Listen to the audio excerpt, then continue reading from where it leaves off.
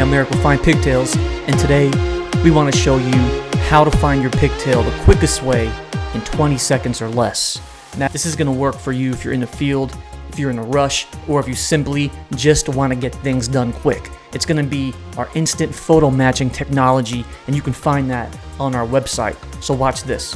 I'm on the home page. Notice on the left hand side you have 3 main feature options on how you can search for the pigtail. Today we're going to go to upload an image. So click upload an image.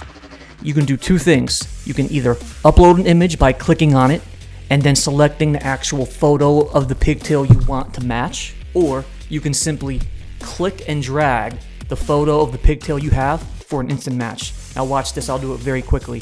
I'm going to grab a photo of our top selling connector. So I'm dragging it from one monitor to another. I'll move it over here so you can kind of see how I'm doing it. All right, here's my photo. I'm dragging it from one screen, and I'm just gonna drag it into this box right here and let go. And there you have it. Instant match for Z27C2. It's gonna be your first option right here. You can look at the photo, cross-reference it to make sure that's the right one. Let me open my photo back up. There's my photo. Yup, that's the right connector.